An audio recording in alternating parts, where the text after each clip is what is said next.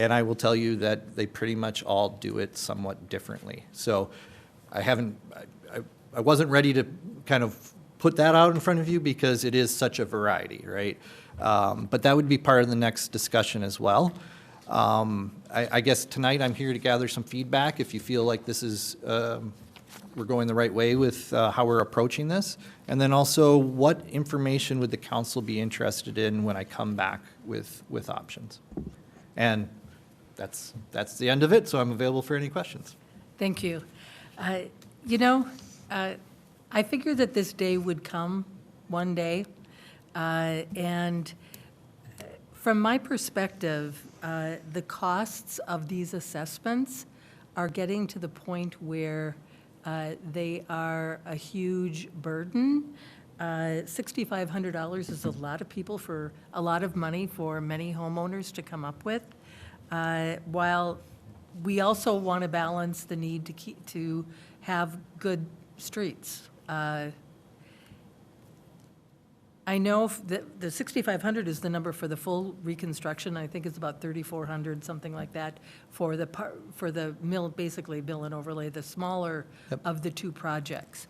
And I'm concerned that, the rising costs, when I saw that in 2010, we were paying, about $1.7 million per mile, and today it is $4.5 million per mile.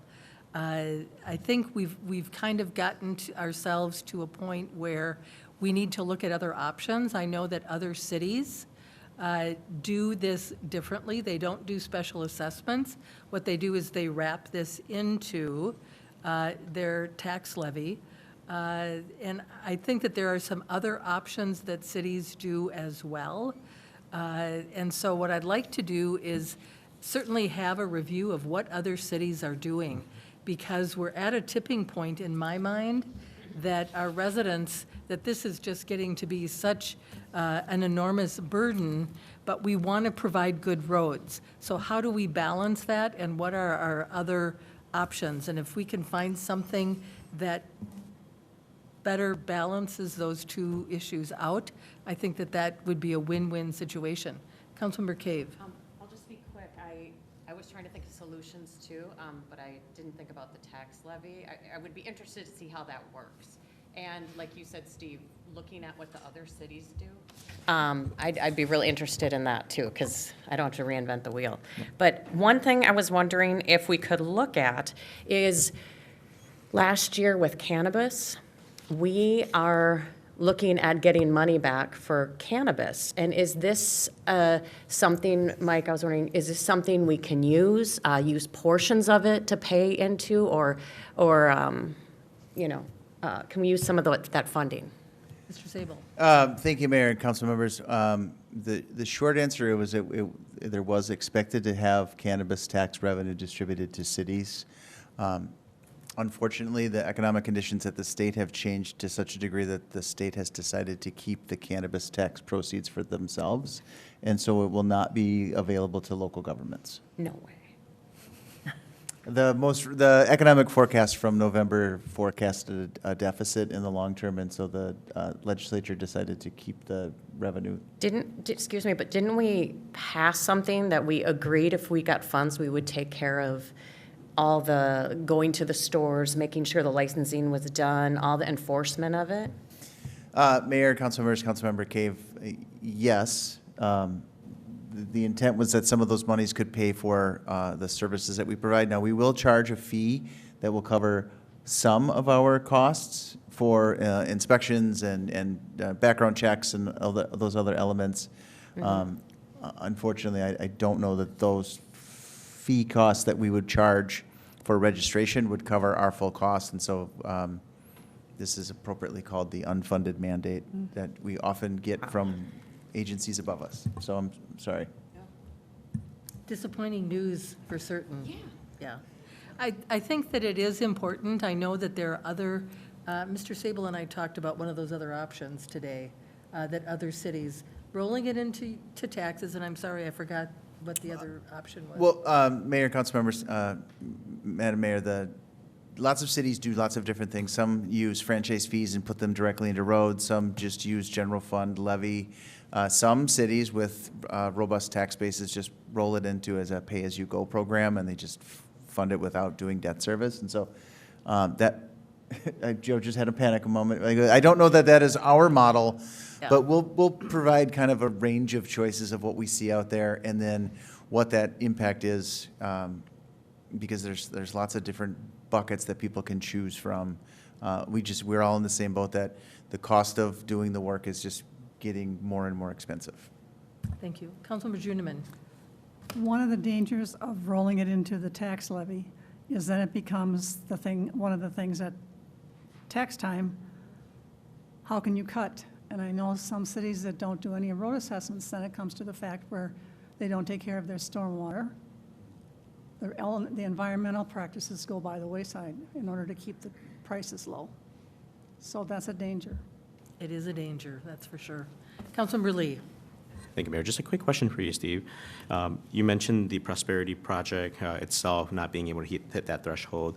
Are you able to, do we have kind of a general idea of how many more streets are in the city of Maplewood that may have similar circumstances? I guess my question is, how often are we going to be running into this going to the future? Yep. Mayor and council, so we didn't run into the issue where it actually affected our 20%. We were still able to get over 20%. I was using that as more of an example of how those kind of things can start impacting how you meet that, right?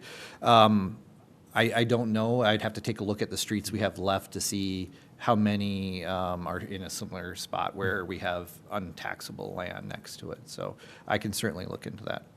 Thank you. Just be interesting to see. Yep. Oh, Councilmember Cave, did you have something, or is that, okay, thank you. I think we will look forward to getting some options and looking at different ways that we can be creative to still get our streets done, but help with the burden, the tax burden that this places on our homeowners and on our businesses. So thank you for looking into that, Steve. Next time, we'll put you early on the No worries, agenda. no worries. So that it won't. Yep. Okay, council members, we have concluded all the information, all the topics on our workshop agenda, and so we are adjourned, and we will take let's do a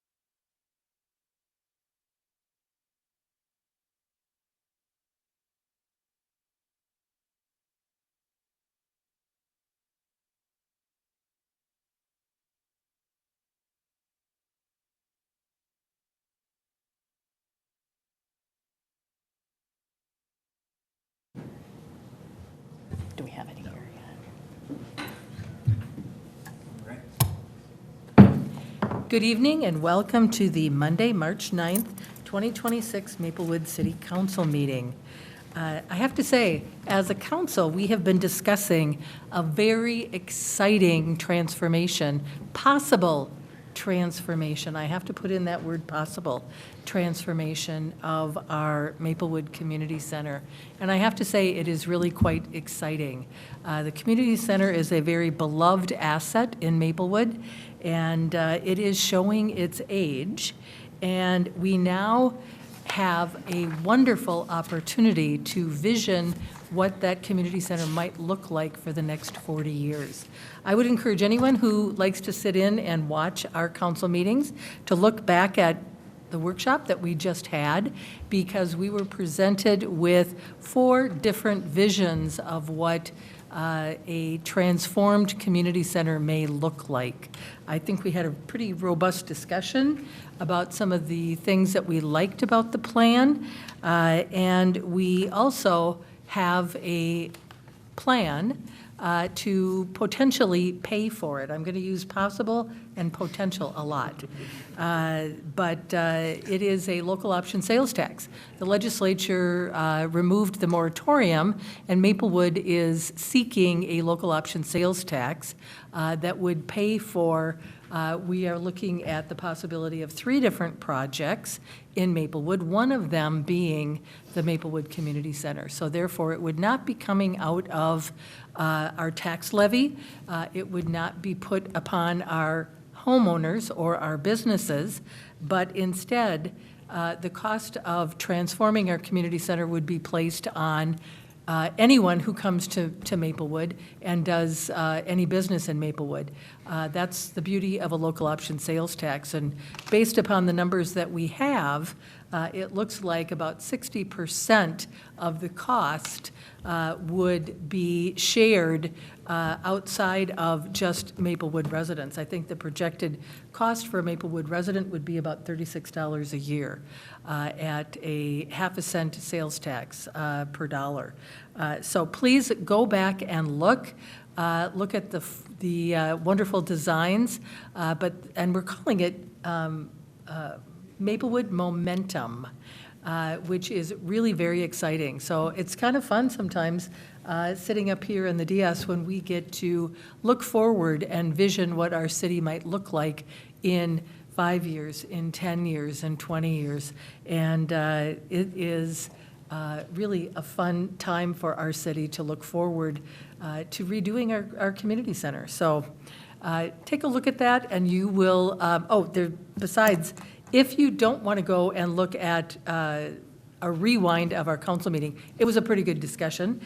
You can instead go to the Maplewood Community Center on Tuesday, March 24th, between 4:30 and 6:30. Public engagement on the vision for our community center is absolutely critical. We want to know what you want, what you're thinking, what you would like to see in a community center that would transform Maplewood. That's Tuesday, March 24th, 4:30 to 6:30. Show up and you can see some of these wonderful designs. You can talk to the architects. Right now, we're looking at 4 different possible designs, and it's an exciting time in Maplewood. We're all looking forward to it. So thank you, and let's get started with the business for tonight. I pledge allegiance to the flag of the United States of America and to the republic for which it stands, one nation, under God, indivisible, with liberty and justice for all. City Clerk Sint, would you do the roll call for us, please? Councilmember Cave. Here. Councilmember Juniman. Here. Councilmember Lee. Present. Councilmember Villavicencio. Here. Mayor Abrams. I'm here as well, thank you. Council members, is there a motion to approve the agenda? So moved. Second. Moved by Lee, seconded by Cave, the motion to approve the agenda. Is there any further discussion? I would like to add under council presentations, the gun range. Anyone else? Hearing none, then all those in favor signify by saying aye. Aye. Aye. Any opposed? That motion carries. Next, we have the February 23rd, 2026 City Council Workshop Minutes. Would someone like to make that motion? I move approval. Second. Moved by Juniman, seconded by Cave, the motion to approve the February 23rd, 2026 City Council Workshop Minutes. Is there any further discussion? Hearing none, all those in favor signify by saying aye. Aye. Any opposed? That motion carries. Next, we have the February 23rd City Council meeting minutes. Someone like to make that motion? So move. Second. Moved by Lee, seconded by Juniman, the motion to approve the February 23rd, 2026 City Council meeting minutes. Is there any further discussion? Hearing none, all those in favor signify by saying aye. Aye. Any opposed? That motion carries. Thank you. Moving on to administrative presentations. Mr. Sable, this is your topic. Council Thank you, calendar. Mayor and council members. Just, I want to invite everyone in the community to check in and on March 10th, tomorrow morning at 9 a.m. for the State of the City address at the Maplewood Community Center at 9 o'clock in the morning. I believe the last head count was about 125 registered attendees, so it will be a full impact house, and so please come and participate and watch that. Just a forecast out on March 23rd, we're going to talk about our climate mitigation plan, and as I will share out with you tomorrow morning a survey for my annual performance review, which will also be due on that 23rd. I just want to forecast so that we do have the community session at the community center with the LSE architects on March 24th, so we'll add that into the upcoming items. And then also a plan for a very robust EDA meeting on April 13th. There's a lot of things that have all come together simultaneously, and so plan for about a 90-minute EDA meeting on the 13th with lots of robust topics. And then lastly, I just want to forecast next week, or at the next meeting on the 23rd, we will be bringing forward the Bronze Line Locally Preferred Alternative resolution. Our partners in St. Paul and Ramsey County have already so in the case of St. Paul, they've already acted. In the case of Ramsey County, they are voting on March 19th. So all of the stars have aligned for a locally preferred alternative discussion on the 23rd. And with that, I'll stand for any questions. Councilmember Lee has a question. Mayor, just a quick follow-up question for you, City Manager. I know in our, most recently in our just workshop here, we talked a little bit about some of the possible support for our community. Was staff going to be coming back to the council with what some of the possibilities are? I just wanted to clarify that really quick. Certainly.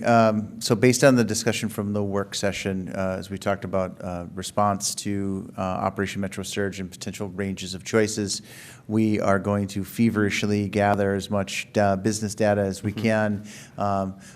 Also tried to pull together some data that we potentially can forecast, so like we can anticipate a potential loss in revenue from building permits and construction jobs. So we will kind of do a year-over-year look. And so we will bring that back to the City Council for a discussion at the meeting on the 23rd. We'll sort of do an assessment of what other communities are doing. I did, in brainstorming in between the break, we do anticipate that if there were business impacts, we would see a reduction in the sales tax collection at the state level. That may be a business indicator for us, and so we will try to pull as accurate a data as we can, knowing that it generally lags behind a month or two, but that we could potentially use that to forecast some of the business impacts. So we'll bring forward kind of a robust package of what we're seeing and our range of choices, and then the council can have that conversation. Thank you. Then moving on, council presentations. Council members, I wanted to just give you an update on a meeting that almost happened last Friday, and it would have happened if it had not rained. What I'm referring to is the gun range located down in South Maplewood. The gun range, as we have discussed, at least for as long as I've been on the council, we all have, I think we've all been in discussions about the gun range. It is a sore topic in Maplewood. The gun range has been down there for more than 50 years, and it may have made sense 50 years ago when there were cows and goats down there and farms, but it is today a residential neighborhood. And the property is owned by Ramsey County. It is leased to the city of St. Paul. And the meeting that I was referring to was a meeting between Ramsey County, the city of St. Paul, and the city of Maplewood, for purposes of discussing the gun range. We have a hard wall that we are hitting because there is specific state statute that gives priority to the existence of a gun range. But just because it's there doesn't mean that it continues to make sense. And one of the things that I think is most concerning to me is that with the new ponds development, the Century Ponds development, that was Ramsey County property, sold to D.R. Horton. We have gone through all of the approvals for new homes that are going to be going there. And in looking at the gun range, the closest home, I believe, is going to be a townhome, and it will be only 65 feet from the property line for the gun range, which is a huge concern that we have families living that close to a gun range. In terms of the new park that has been approved for that property, I believe the closest, the park is approximately 650 feet. Is that correct? Something like that, 635 feet or something. That's going to be a park where all of the families that are going to be moving into that new wonderful development, they will be within 650 feet of the property line of that gun range. And so it's something that the meeting that was supposed to have happened last Friday is going to be rescheduled. And those are going to be some of the discussions that we have. Does it really make sense to have a gun range there anymore? And what are some other better options? And by better options, I'm thinking about the new public safety training facility that we are seeking money for. We actually just got $2 million from the federal government for that. But that is on the horizon. We're trying to work out the financing of it, but that seems to be a logical solution to closing down that gun range. But obviously, it requires discussion, some practical kinds of solutions, and I am hopeful that we are going to be able to accomplish that. This is something that we've had many, many discussions, and because we've got that hard wall of the state statute, we're trying to find some creative ways. So South Maplewood, we are still talking about the gun range, and there will be a meeting. It's just got to be better weather so that we aren't standing out there in, I saw the pictures of the property. It's a little bit muddy, and nobody really wanted to go out in the rain to have that kind of discussion. But I think that's really where I've been pushing for having the meeting at the property, because that's what makes most sense. Councilmember Cave. I just wanted to follow up, and you might be planning on doing this at the meeting already, but also mention that we don't use it. It's in our city. Thank you. That's a very good point. And We I do don't not think use it. anyone around does either, so they can go to multiple different shooting range or gun ranges. It isn't the only one. The only public safety department that uses the gun range is the city of St. Paul. Nobody else is allowed to use it, and that is part of our conditional use permit that we have concerning it. So we're trying to find some creative solutions, and hopefully we're going to have some willing partners to talk about it, because it just doesn't make sense. So we're going to move on. That was my topic. We're going to move on to the consent agenda. So can we please have a motion for the consent agenda? So moved. Second. Moved by Lee, seconded by Juniman, the motion for our consent agenda, items G 1 through 5. Is there any further discussion? Hearing none, all those in favor signify by saying aye. Aye. Any opposed? That motion carries. No public hearings, unfinished business. Local Housing Trust Fund grant contract with Minnesota Housing Finance Agency. Ms. Parr, this is your topic for tonight. Thank you, Madam Mayor, members of the council. I'm very excited. It's been a long time, and I'm happy to say that we're finally here. We have launched our local housing rehab program, and it's been a couple weeks, and we are excited that it's moving forward. But we do have one important piece to do, and that's get more money to support more rehab projects. And so, as you maybe recall, a year ago, it's hard to believe, but approximately a year ago, we you approved the Maplewood Local Housing Trust Fund and worked with the EDA in regards to those funds. In order to qualify for the matching $225,000 from Minnesota Housing, we needed to have an agreement in place. And so the agreement was in your packet, but we're also going to take this moment to do a shameless plug for the program. And really quickly, we had a couple tweaks since we were here for you last, so I'm just going to run through it really quick. I won't spend too much time, I promise, but just wanted to mention, as far as the grant itself, I think it's really straightforward. I think our attorney would agree with that. The nod indicates yes. And it really just shows that we're going to meet our work plan and our budget guidelines. We're going to stay within those.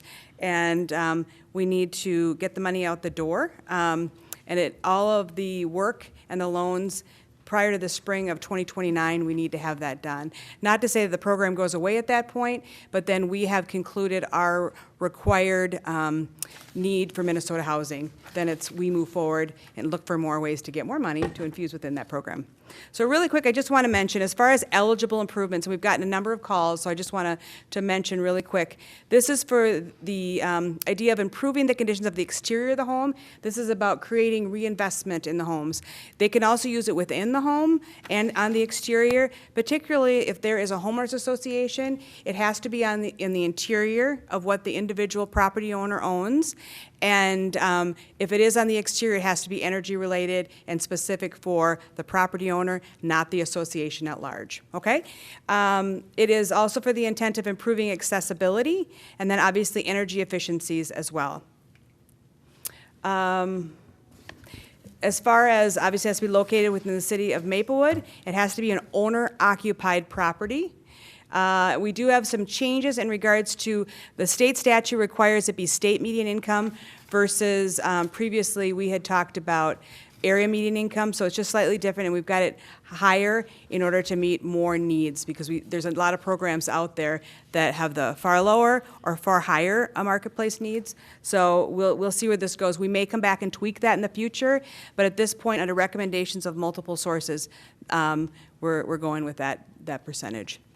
As far as the loans themselves, $5,000 is the minimum, and then $4,000 is the max. It's a 3% fixed rate with a 0.25% discount for anyone 65 and older or who are military veterans. And it's a max of 20 years in regards to that. And with that, we ask for a motion to approve the Local Housing Trust Fund grant contract agreement and authorize the mayor and city manager to execute the document. Thank you for that presentation. This is an exciting point in time for Maplewood for this new project. Council members, does anyone have any questions for Ms. Parr? Would someone like to make the motion then? I move the Local Housing Trust Fund grant contract agreement with Minnesota Housing Finance Agency. Second. Moved by Juniman, seconded by Cave. The motion to approve the Local Housing Trust Fund grant contract agreement and the Minnesota Housing Finance Agency, or with the Minnesota Housing Finance Agency, and authorize the mayor and city manager to execute the document. Any further discussion? Councilmember Juniman. All good things come to those who wait. Yes? And you've waited And you have waited. longer than. 2007. Thank you. Okay, all those in favor signify by saying aye. Aye. Aye. Any opposed? That motion carries. And you're right, Councilmember Juniman, good things come to those who wait. Yes. Next, we have the Century Ponds development. 601 Century Avenue South, Ms. Parr, this is your topic, too. Thank you, Madam Mayor, members of the council. It might be redundant to say I'm very excited, but this is another one. Good things come to those who wait. So this one, this evening before you, it may seem a little odd, so I want to give you a little background. Normally, and we don't have these happen every day, so normally when we have a development such as this of new construction, when we bring the final plat, we bring the developer's agreement, and we bring it all as one. We're actually bringing this before you on April 13th, so this will be back. But the point of tonight's meeting, or this item, is to have what we call a preliminary developer agreement. And as you may recall, there was an EAW at one time. There was a lot of conversation about protecting species and a number of things in relation to the natural elements of this site. And so for that reason, they're going to be needing to fit within a window of time in order to be in compliance with the U.S. Fish and Wildlife as well as the DNR. So for that reason, we want them to be able to begin on the tree removal prior to the developer agreement and final plat being recorded and brought before you, or brought before you and then recorded. So this evening's preliminary development agreement specifically speaks to things around where we can feel comfortable with the tree removal, is what the point of that is. And the final plat, we really did that to be able to delineate for next steps, so there's an understanding. We did this in your packet. It was the typical breakup because of the size and shape, but we had this created in order to maybe help make it more obvious what we're looking at here. The areas in yellow that you see, that's part of this first phase. The future additions are that peachy color. Those are outlots that will be developed in the second phase. And then obviously we've got the open space and trails, as you can see in abundance in the green, and then that public park, which is in sort of that aqua-y color. The preliminary developers agreement is in your packet. We've worked with our attorney, Steve. Steve's team, the community development team, worked closely with the developer. I know we have Deb Ridgway with D.R. Horton in the audience this evening, and I know Nathan Fair. So one other thing that's changed since the last time we talked, so I just want to make sure it's really clear. Nathan Fair with Century Ponds of Minnesota LLC, who's well-known in the industry, in the Twin Cities and beyond. Nathan is going to be helping with master planning, which largely has been done for him, and actually the creation of the site through the site improvements. And then D.R. Horton will come in as the builder and do the building. So it's more of a partnership. So our developer agreement, when it comes back to you, that will be in Nathan, along with Century Ponds, I should say, with Nathan as representative. Nathan's traveling, so he's unable to join us this evening, but he will be here on April 13th to meet you and introduce himself. With that, I'm happy to answer your questions, and we've got our attorney and Steve here to help as well if you have any. Thank you for that explanation about the new name on here. Councilmember Cave. I had a question after going through this, and you sort of answered it, but it was about the gun range. Is the gun range, can I ask, that spot, is it the whole corner right there, that spot that's blocked out on the map? It's the lower part. Yep, it's the lower right-hand side. That is the whole yes. property? Okay, Yes. because then my question before knowing it was, what's the situation with the gun range? And is it a possibility that Ramsey County can sell that gun range and add it to this property for something else? Or That's is always that a possibility. okay? But I just want to, as we're going, I want to see if that is a possibility and if there's potential plans for if there's a sale that we, if they're interested in that little parcel, does that change anything that we're going through right now? Thank you, Madam Mayor, members of the council. I mean, we have, this site, at one time, there was a discussion, and I know that D.R. Horton can probably speak on that. At one time, it was, there was always the question, could we incorporate that as a part of the development initially? And there was not an interest in doing that. Okay. I'll let D.R. Horton speak on behalf, Deb in particular, if there is an interest in the future, if that became something that became available, would you have an interest in pulling that in? What we're doing here today in no way impedes that possibility of happening in the future, if that answers your question. Yes. Good evening, Mayor and council members. I'm Deb Ridgway with D.R. Horton. Happy to be back again.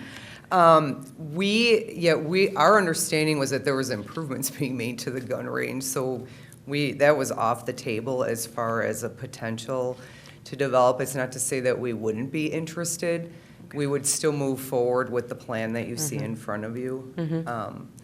But, I mean, it is obviously a potential. I think there's probably going to be some cleanup with lead and such with the ammunition, but nothing's off the table ever. Thank you. Thank you. Councilmember Juniman. We look so much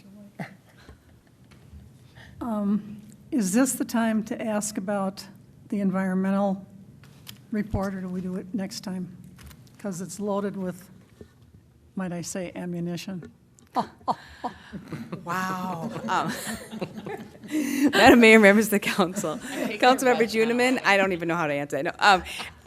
We will be expecting a further dialogue as a part of the full developers agreement on the 13th of April.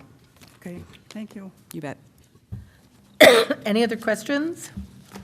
Then, council members, we have two motions in front of us. Would someone like to make them? Motion to approve the final plat resolution to authorize the Century Pond for 84 single-family and 34 townhomes at 601 Century Avenue South. Second. Moved by Lee, seconded by Villavicencio. Recommended action, motion A, as listed in our packet. Is there any further discussion? Hearing none, all those in favor signify by saying aye. Aye. Any opposed? That motion carries. There's one more motion to make. Would someone like to make it? Motion to approve a preliminary development agreement with Century Ponds of Minnesota LLC. Second. Moved by Villavicencio, seconded by Juniman. The motion to approve a preliminary development agreement with Century Ponds of Minnesota LLC. Is there any further discussion? Hearing none, all those in favor signify by saying aye. Aye. Any opposed? That motion carries. And council members, that concludes all of the business that we have for tonight. And with that, we are adjourned. Thank you for your hard work tonight.